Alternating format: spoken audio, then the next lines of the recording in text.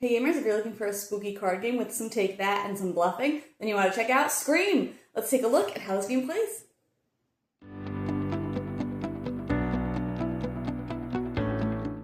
In this game, players have a line of cards which represent their campsite, and they are trying to have the lowest value of cards at the end of each round and the game in order to win. On a player's turn, they can take a card from the top of the deck or the discard pile. If they take from the top of the deck, they will look at that and decide if they want to use its ability. This low number does not happen to have an ability. Or they can use it to replace one or possibly more cards in their line. If I choose to replace one card, I'm just going to go ahead and discard that as it is. So maybe I'm just like, I don't want this 9, so we'll go ahead and discard that. If I say, I have 2 9s, these 2 cards. Of course, everybody knows I'm not lying about that 9, it's face up, but I could be bluffing about this face down card. Then I would go around the table and ask every other player if they'd like to challenge me, and if I do not get challenged, I'll still get to just discard both of those and replace the one in my line.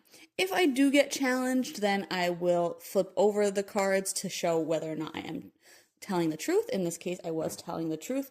So then the other player who challenged me would have to take a new card into their line because they were wrong about challenging me. If I had lied and I said, oh, I have 3 9s, and then I flip them over and that's not a 9, I do have to take back all the cards that I lied about in addition to the card that I drew and add that to my line as well. And then the other player would get to discard a card as a reward for challenging me on that. Play will continue around the table until players either run out the deck here, or if somebody has 2 or less cards in front of them, they can choose to scream.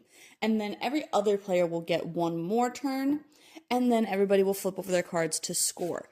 If nobody screamed, then there's no additional scoring. You're just all going to score what's on your cards and move into the next round where the player with the lowest value will go first. If I had screamed, we will also compare my value to everybody else at the table. If I have the lowest or tied for the lowest value, then I'm good and I score 0 for having screamed. But if I did not have the lowest score after screaming, I get my value plus another 10 points, which again isn't great because we are looking to have the lowest score. Players will play 3 rounds, and then at the end of the 3 rounds, whoever has the lowest score will win.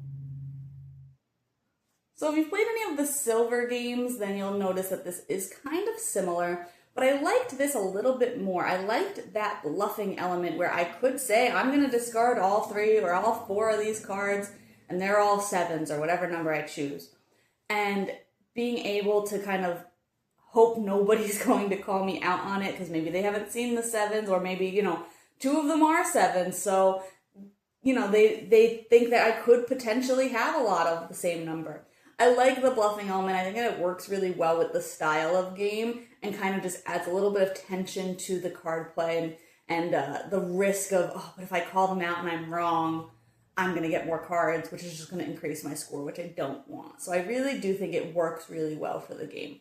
Other than that, it's of course got different abilities on the different cards than the silver game, so there's that difference as well. And this one doesn't have the variability because there's only one of it versus all the different iterations of silver. I'm not trying to make a direct comparison. It just was hard to go unnoticed that they are very similar in having your line of cards, wanting the lowest score, that kind of thing.